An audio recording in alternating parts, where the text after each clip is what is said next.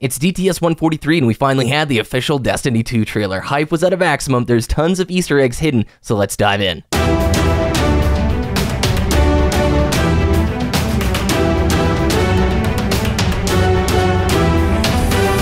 You're listening to Gary the Show.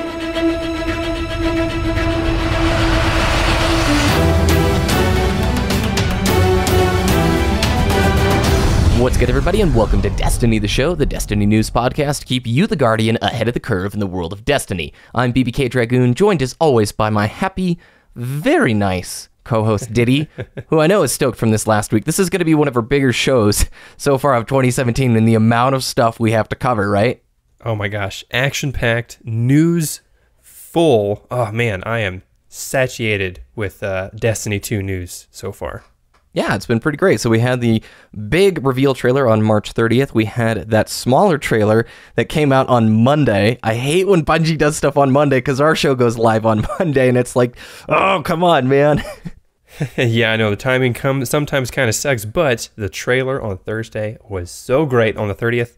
Man, it was good to see Cade and Zavala just going back and forth, just hyping up their own respective groups. It was quite good. Yeah, so let's just not waste time hopping into the news.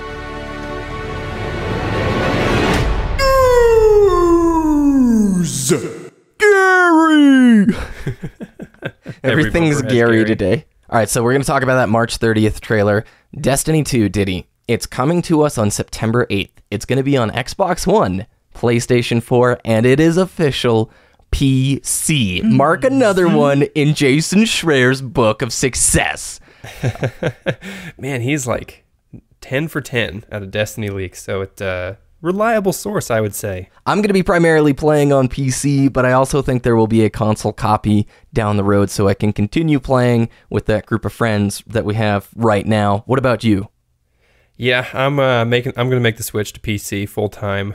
We still don't know if they're going to do an Xbox Play Anywhere, though. That would be awesome if we can pick up our character on PC and then put it over, log in on the Xbox, and play with the controller.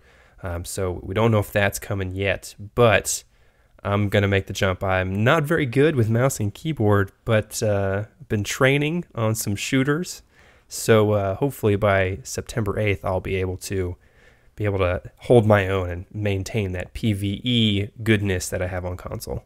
I don't think crossplay is going to happen just because technology-wise, and I think it'd be hard for them to separate the different activities right now. Play Anywhere is mainly for first-party. I think it is only for first-party Xbox titles, so I don't think that's an option, but we have seen crossplay with games where they just focus on the cooperative stuff, like strikes or PvE activities, and PvP is segregated. I still think it's going to be their self-enclosed ecosystem. So PS4 will be PS4, X1, but I wonder if you own an Xbox One copy of the game and a PC copy of the game, can you play the same character? I'm not saying you can play with your Xbox buddies while you're on the PC, but I am saying if you own a copy on both platforms, will our character be a Bungie account specific account, or is it tied to your PSN or your Xbox Live gamer tag as it is now? Yeah, that's kind of what I meant by the Play I get Anywhere. you. Yeah. But it would, man, crossplay is a dream, but I think that's all it really is.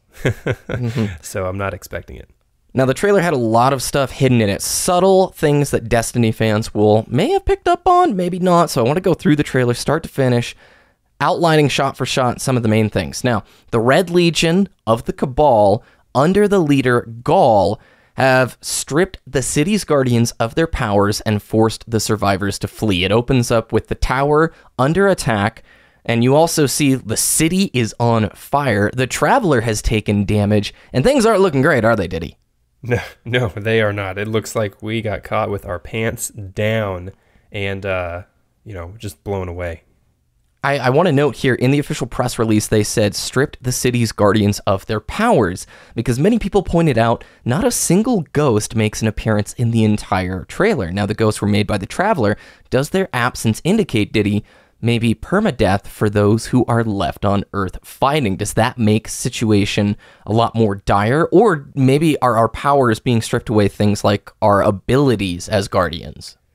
Yeah, I would think something along those lines. Yeah, it would give a lore reason as to why they're reworking the subclasses. Of course, Yeah. there was an interview. I can't remember where it was, but Nolan North has confirmed he's returning for Destiny 2. We Yes. don't know in what fashion, but since there is an absence of the ghosts and the travelers taking damage, and we're being stripped of our power. It gives all of those lore reasons as to why subclasses are going to be reworked. We don't know if it. Like you said, the permadeath, that's going to be scary. Yeah, because, I don't know, Guardian's ability to resurrect has always been an element of the story that sits in the background, but it never comes to the forefront. And I like the theories people are putting out, because there wasn't a ghost shown in the entire trailer. You know what that means? Blah, blah, blah, blah. Like, the community just went on fire for such a subtle detail. In the trailer, we saw Titans, Hunters, and Warlocks, and thankfully we saw all three races, humans, Exos, and Awokens. I was a little worried because the cover art that they had shown off right at the initial release of it all, and still all the cover art, are humans. There was no Exo covers or Awoken player covers, so at first I was like, uh-oh. Are we jumping back in time? Is this a prequel? That was some of the theories floating around. Now, who else did we see in the trailer character-wise, Ditty? So we saw pretty much the main ones. Zavala, Ikora Ray, Cade, and Shax was actually in the crowd pumping his fist when they were giving those speeches. And we saw the sweeper bot, so he's got a big job to do. It's all his fault that it's messy, so he needs to clean up. So we know that their status, they're still fighting on Earth. Now, we did not see people like the speaker, I almost said the Traveler, the speaker or any of the faction leaders or even Amanda Holiday. They were not seen in the trailer. The freaking Cryptarch, bro.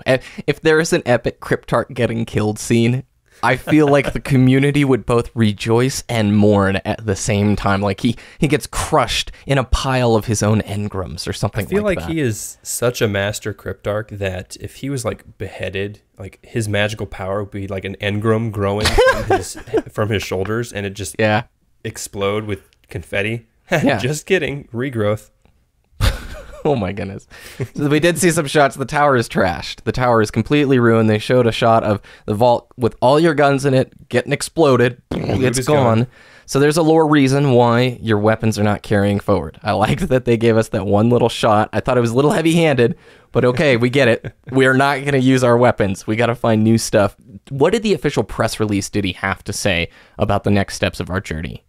All right, I'll quote it here. You will venture to mysterious, unexplored worlds of our solar system to discover an arsenal of weapons and devastating new combat abilities.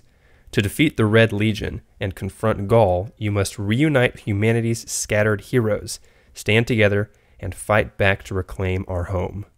So this is interesting. Lots of stuff to point out here. This is the stuff that all the game shops got to receive as their preparation for store manager content. Unexplored worlds of our solar system. So it does specifically state our solar system. We're not leaving the system, it sounds like. I don't have any ideas or predictions about where we may go, but that's just right in your face right there. It's a very Mass Effect 3 plot to me, where you've got to go out there, gather power, gather guardians who've been spread out, learn new abilities, and then come back to try and kick Gaul's butt and save Earth. It's a really pretty good story, I think, because it's not complex. I don't think they went too crazy, but succeeds in a lot of ways where even vanilla Destiny 1 from every freaking pre-release trailer we had didn't present much of a conflict. This is, here's the conflict, here's what's going to happen, that's the arc. You know what I'm saying? That is the narrative arc that we're going to take within the first year or two of Destiny. What do you think about taking back the tower, Ditty? When do you think that is going to happen, and how should it happen if you were the lead developer? Well, to be honest, I hope it doesn't happen at launch. I hope the end story of vanilla Destiny 2 is not, yay, you defeated Gaul. I hope he becomes this more ominous enemy in the Destiny universe. I hope he becomes the ultimate badass that we have to try and defeat over and over and over again. Even after we reclaim all this power, maybe we don't even reclaim it all, right? We'll only get to a certain area of the solar system that we can do, and it's just not enough. And something like that where we get struck down no. 2 more expansions, you'll be able to defeat me, but not yet. And we're going to talk about those expansions, and when we get there, I think we'll sort of reiterate. My idea, I think, is the final raid of, like, the first year of Destiny 2 should be us coming back to Earth to kick Ghaul's butt. We did the first raid that came out, the second raid in Expansion 1, third raid Expansion 2. None of this is confirmed, by the way. This is just me speculating. And then finally, the very end of Year 1 Destiny, we come back and we kick Ghaul's butt. Or maybe we don't. We finish the raid and Ghaul's like, you're not powerful enough, and then just, like, runs away. And we have to, like, chase him down through another expansion or something like that. Now, we did finally get to see citizens of the city below the tower, and they were helping Guardians. They were actually pulling them out of the rubble. So we finally see characters of like, oh, this is who we've been guarding this whole time as Guardians, you know? Yeah, and like as walking legends, you know, they're like, oh man, you need help. I need to help you. You need to save us. You know, they're helping us. That's good. I want to point out this really quick phrase here. You must reunite humanity's scattered heroes throughout the solar system. The Stranger, right? We have an Osiris. We're going to talk about expansions here in a second. Osiris and Rasputin and Ephrodite, right? Ephrodite and the Speaker, or not the Speaker, the Stranger are two friendlies I can think of, right? Or I guess the Stranger is maybe a friendly. That's unconfirmed. Yeah, or the Speaker. Maybe the Speaker fled somewhere super far away and we need to gather him. There's plenty of characters that might have gone to all sorts of different corners because if our abilities and powers have been stripped, maybe we don't have the same way to communicate. Maybe it was such a sudden and dire strike, everything seems in disarray. And that sort of speaks... as well. Oh, yeah. I mean, there's a character that we all have probably forgotten about, even though she played a pretty major role in Destiny 1's story or lack thereof. Now, the Vanguards in the trailer seem a little bit separated. You had, like, Team Zavala giving a speech in front of a group of people, and then Cade 6 giving his version of that speech, which embodied a whole lot more comedy. We did see in the members of the crowd both Queen's Guard gear as well as an Amalon pulse rifle, a new Suros shotgun on one of the Guardians' backs, and we also saw Cora Ray using a Vanguard shotguns. Ditty, in the shots of the Cabal, outline some of the new stuff that we saw. Man, so we saw, well, first, I guess the major new thing was that new shark dog enemy. Yeah, yeah. But we also saw the new Cabal phalanx shield that kind of expands outward with the orange energy. Yeah. And a new Cabal with little shields as well. So there's, I guess there's more factions or legions to the Cabal that we haven't seen before, or I guess they're introducing as well. But I had kind of had the idea that orange shield, I'm like, oh, that's solar elemental damage. So maybe they're implementing something like that to the Cabal. That would be very cool. And like you're saying, those Red Legion dog-looking things, I almost thought they looked like sharks, like shark dog type deals. They seemed, I don't know how I felt about them personally, but new enemy types is something I'm very excited for because Bungie always manages to make them play in a unique way. I know plenty of people now are like, I so dislike the Taken. But like for the first few months after the Taken came out, I felt like they were fun remixed variations of that. It's always like PvE-wise, I've never had a game like Destiny, where the enemies really feel like they are reacting directly to your inputs. You know what I'm saying? The impact of your shots really matters. And when they slide left or copy one another or fire the big like black ball or orb towards you, you're like, this is all pretty cool gameplay stuff. So anyway, I'm sidetracking there. Cade was shooting the ace of spades, and he shot in a way that bugged you, man. He's shooting it as fast, and he's fanning it like the hammer, like the last word. And I'm like, dude, I can't do that in game. But then again, I guess lore-wise, I'm not as good as Cade. So, you know, maybe Cade's been playing some McCree, all right? He's figuring it out. We see shots of the Hall of Guardians with Cade, Cora, and Zavala fighting, and the Hall of Guardians is totally just destroyed. It's on fire. Zavala actually saves Cade in one of the shots, and then it jumps right ahead to another clip that shows a Guardian ship firing at one of these new Cabal dropships. Ooh, I hope this means Ditty space combat. Wouldn't it be great if our ships were implemented in just even small ways, like a mini-game event, like a bullet hell style, I don't know, gummy ship sequence type deal, or full-on space combat like Halo Reach. That would be so cool, even if it's just a sideshow, you know? Yeah, the gummy ships, I totally forgot that was a thing in gaming. Like, and when you just said that just now, I'm like, what does he mean? Oh, well, yeah, that was fun. But yeah, like when I saw it in the trailer, I thought, I'm feeling like some Battlefront vibes, Star Wars Battlefront, the recent one that came out. that kind of vibe where it's just this really big, 16 on 16 or 32 on 32 Guardian multiplayer map with tons of vehicles, and you can summon your ship and it has guns on it. That would be so cool. That would be crazy, dude. Oh, man. Now, we know because of the GameStop manager, like store managers at GameStop receive pre-release info, and on an official press release that was shared this morning, the Osiris and Rasputin expansions, and we're going to get into these more when we talk about the different editions of the game that you can pre-order. The Osiris expansion comes out winter 2017, the Rasputin one spring 2018, or maybe reverse. We don't know which one's first, Rasputin or Osiris. I think Osiris is most likely first, but it is official. Winter 2017 is expansion 1, spring 2018 expansion 2. Now that is a lot like initial Destiny, year 1, Dark Below, House of Wolves, winter 2017, or winter 2014, spring 2015. And we've been doing this for 2.5 years, dude. That's pretty crazy. How do you feel about that? Just off the cuff. I like having a roadmap again, but then again, it's identical to year 1 Destiny, like you said, which is slightly troubling because, if history repeats itself, we're not going to have content in between those breaks. And not that I'm really complaining, I just wish they had a more steady and more frequent content stream coming towards us this time around. But like I said, at least we have the roadmap this time around, and fingers crossed they do this for like the summer or spring after the spring 2018 DLC has launched. We have another 3 expansion roadmap coming out, so fingers crossed on that one. It's just hard to separate ourselves from the feelings that we had. You and I both really would love to go back to a situation in year 1 where we have a new DLC coming every 3 or 4 months. Okay, because as a news podcast, or just as a podcast in general or a player, we're like, yeah, Crota's End, that's awesome. Oh, guess what? House of Wolves, that was great. But then you have to think about year 2 and year 3 going, oh my gosh, they did not spread this out very well. So I think they're going to do it better with Destiny 2, so long as they communicate much better about the difference between an expansion and DLC, because they are calling these expansions 1 and 2. Well, then what are you going to call the Taken King style thing if you do that, like the Taken King?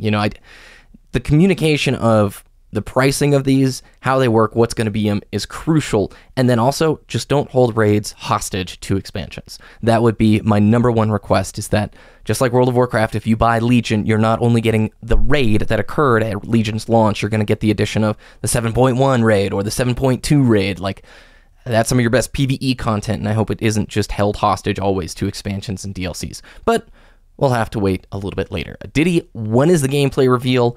Talk about the beta, and then we'll round out our initial personal thoughts on the trailer itself. I have one comment before we move on. The thing that they can do to make the expansions really good this time around is link it to the vanilla Destiny 2 story. Like with Dark Below and House of Wolves, they didn't really seem linked to the original Destiny 1 story. They just seemed like side missions, that kind of linked in the same universe. But with Osiris coming back, that could be like our first real, ally coming into the mix. Like, we found him, let's bring him into the fight. And with Rasputin, we can bring him into the fight as well. So, man, link those stories better than before. But that's all I'm going to say on that.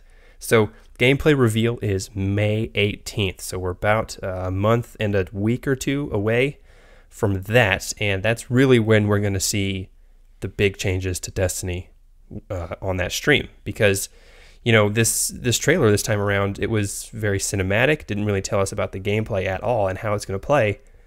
The gameplay reveal trailer, or stream I should say, May 18th, and right after that, in the summertime, beta. A beta is confirmed. We don't know when it's going to happen, but we do know that if you pre-order the game, you get earlier access to the beta. So the original Destiny beta was available for pre-order, and you had the alpha for PlayStation as well. But for pre-order a couple days before, and I believe PlayStation had a full week ahead of Xbox. Yep. For the beta as well. So I would expect something very similar this time around, except with there's no alpha this time. But maybe at E3 they're going to have a playable build there. Totally. And my thoughts on the trailer itself, I think they did a great job of putting together a trailer for fans of Destiny currently, people who are already involved in the game, involved in the community. However, I don't think it hit with a lot of impact in the sense of players who weren't a fan or players who weren't really aware of Destiny in the first place. I'm not saying it was bad whatsoever. I'm just saying it didn't carry impact to the degree that I think an earth-shattering sequel would. To me, it felt like a great continuation. I loved the humor. Cade was the driving force between like the entire thing. I liked the writing. It's a great trailer. However, I don't think it was the knock your socks off moment that will pull people who already are disgruntled or frustrated with the game or who had never an interest in trying it into the team of let's go after this. This looks amazing. This is a sequel. This is the next step of Destiny. What do you think? Yeah, I'm going to agree with you there. I mean, it could have been a teaser trailer, to be completely honest. Yeah. The fact that it was very cinematic and like you said, it felt like it was made for Destiny fans, like people who are currently playing the game and who are currently fans of the game. It doesn't look like it was marketed towards, trying to win the player back or, the new players, especially with the reveal that, PC is coming into the mix. You have this whole untapped community that wants to know about the game. And with this trailer coming out that didn't really show anything, and those types of people who are not familiar with the game at all, they're not familiar with the characters, they're not going to understand, oh, Cade is like this, right? They're just be like, who's this guy and why is he so sarcastic? And who's this other guy who's so serious and hyping everybody up? Like, if I was a military leader, I'd want to go with, Zavala instead of Cade. Cade just cares about loot. What is loot? Like, how do I care? Why do I care about loot in Destiny? So, didn't give us a lot of new information. So that's why it's like, okay, I like it. You're acknowledging that Destiny 2 exists and it's a thing and it's coming out later this year. But the gameplay reveal stream May 18th, that's really where I'm going to decide, yes, this is what direction Destiny needs to go in to be the best game that it can be.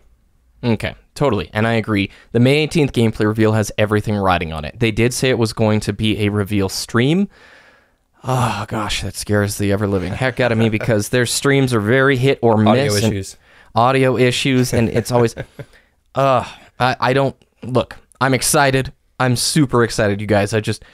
I imagine it's going to be a really big hype stream, not like the couch talks that we're kind of used to. I imagine this one they're going to be going a little bit more all out because eyes from outside of the Destiny community will be viewing this, and there are a lot of expectations I think people want to see met, specifically 60 FPS and dedicated servers. I think if you don't see either of those things in the gameplay reveal mentioned or shown, I'm worried. That would be my one. Those are like the two to, if they can land those two things, I am like, all right, smooth sailing, D2, here we come. Especially like when we're going to PC, there is a beta for the PC. That is thrilling because that's going to give them a chance to optimize the platform better. It's always a fearful thing like, oh, console port to PC, or like, how are they going to manage optimizing this for PC? I trust in Bungie. I've got good faith behind their performance. Like, in the amount of years that we've been playing this, the bugs and glitches we've encountered are fairly low, I would say, for the amount of time put in. Yeah, I would definitely agree with that. And, there's a certain level of quality that PC gamers are going to expect just because that's, like, PC as a console or a platform has certain expectations. I hope that Bungie can fulfill most of those expectations. From the press release, we know new PvP maps and modes are coming, as well as being able to customize your character with more options than ever before with new abilities. Maybe a little bit more RPG like Destiny, or Ditty. Sorry. Yeah, I'm just going to change my name to Destiny now because I'm becoming it. That's right. That's right. Yeah, so this tells us, since they're wiping the slate clean, they're going to rework subclasses, most likely. Maybe a little bit more options, right? Maybe when you level up, you unlock a skill ability and you can unlock and purchase like a skill node that you can, like certain RPGs out there. Something like that. That's but new PvP maps, of course, we're gonna expect that, and PvP modes, yes, please. So that everything a sequel should have, I'm excited. Very much so. Now, I want to skip over Hawthorne. She is a new character appearing in Destiny 2. GameSpot has some information about her. I'm going to leave a link to it on our website, destinytheshow.com. You can read about her, maybe a new character that will be more heavily involved in the game, or maybe won't make an appearance whatsoever. But since we're running short on time, Ditty, let's talk about the different editions that are available. Just run through each of them, the price tags in US dollars, so people know what they want to go after. Because pre-orders are available for almost everything except a couple of the digital options, like the PC digital version isn't quite available for pre-order just yet. All right, so we have a large number of versions, actually, of Destiny 2 coming out. You just have the base game coming out. That's going to be your standard $60. Now you have the base game plus the expansion pass, which comes with vanilla Destiny 2 and expansion 1 and expansion 2. It's about $90. And then we go into the nice deluxe digital deluxe edition, $100. You get Destiny 2, the base game, the Destiny 2 expansion pass, the premium digital content, which is various digital items like emblems and such, legendary sword, legendary player emote, and a Cabal Empire themed emblem there. Next is going to be the limited edition, which is also $100. You get the Destiny 2 base game, you get the Destiny 2 expansion pass, limited edition steelbook case, Cabal-themed collector's box containing a booklet with secrets into the Cabal Empire, Cabal schematic, Cabal military pawns, premium digital content, including the legendary sword, legendary player emote, and Cabal Empire-themed emblem. So, few details about the Cabal in that one. That sounds actually really nice for those of you who are very interested in the Destiny 2 lore coming out. And finally, we have the Collector's Edition, which is $250. I heard somewhere that this was sold out at certain retailers, so hopefully you guys can jump on this because it's got some nice stuff in it. Destiny 2 base game, Destiny 2 expansion pass, Destiny 2 Frontier bag, which is a customizable bag that can be worn as a backpack or messenger bag, which is like the one strap at your hip. It's a 15-inch laptop/tablet sleeve with protective pocket slip. Frontier kit featuring solar panel USB charger with built-in light, a paracord, which is like you can wear it as a bracelet or a shoelace, and it's very durable, hiking piece of equipment, and a solar blanket. You also get the limited edition steelbook case, booklet with secrets into the Cabal Empire, Cabal schematic, collectible postcard images, Cabal military pawns, and the premium digital content, which is that legendary sword, legendary player emote, and Cabal Empire themed emblem. Dude, when I hear you say this, I actually didn't look that deep into it when we first did it. Okay, you're getting a bag, you're getting a Frontier kit, so you get the USB charger, you get the paracord, a solar blanket. You use solar blankets like when you're outside in a survival situation needing to stay warm at night. This has the wild written all over it, bro. Does it not? You can become your own adventurer in the Destiny universe, because I'm just going to throw it out there. The Destiny universe is our future. Bungie are secretly, they see the future. So we're going there. Get ready now so that you can fight the Cabal. The golden age is soon, is what you're saying. All right, so we're almost out of time. I want to wrap up today with the other couple bits of news that came out. Xur is now selling exotic bundles each week, and they're super expensive, but essentially it's an exotic weapon with an ornament that comes with it. So you could get the really sweet Zalo Supercell with the nice looking ornament this week, not the ugly Hunter Camo one. I can't remember what the nice silver one is. 25 silver dust and 30 strange coins. Ugh, very expensive, but I like the concept that he's doing this. One of the pre-order bonuses for the digital deluxe version is a Destiny 2 theme for your PlayStation 4, and it features Destiny 2 music, and it's gorgeous. Ditty, if you haven't heard it yet, you've got to listen to it right after this. I have not. I need to get on this so I can do another percussion music video. Oof, man, spoilers. Yes. Now, Age of Triumph came out this Tuesday as well, so it's been a huge week. I really wanted to talk about our experience with Crota's End, Ditty, but since we're just right at the end of today's show, in 30 seconds or less, what do you think about the new Crota's End? Crota's End is very good. Its additions and its reworks really feel good, and it makes me feel like they put time and effort into actually making us care about the raid again, because when we got to that bridge sequence, that was one of the main things that they had, adjusted. People were like, yeah, we can just cheese this again. oh, we need to do this, right? You actually have to do it almost properly. And I know people have soloed it, takes a lot of time, but the challenges as well. I think those are great additions. I really like the mindset of, creating a raid around the challenges and then removing the challenge feature to make it the normal version. So the challenges are very, very good. Yeah, I loved it. We did it twice, 2 different groups, challenge modes both times. And I thought they hit the nail on the head. They changed enough, but they didn't change very much at all at the same time. It still embodied the same exact feelings, represented a challenge, and I had a great time doing it. I really, really liked it, and I'm excited to see what they're going to do for Vault of Glass. I think the Crota's End armor for the Warlock Ditty looks insanely good. I have the ornament for the head and the chest piece, and overall, nailed it. I love Age of Triumph, so... I have saved all my ornaments, so I'm going to use it on the Vault of Glass set that I get this week. So, oh man, I cannot wait to beat Atheon. I'm saying it correctly. I know. It's going to take a while to retrain ourselves, so... Athena. I can't get used to it, dude. All right. Where can people find your content? Twitter.com/Ditty, DTS, DITTY, DTS, and YouTube.com/Wooshness, WOOOSHNESS.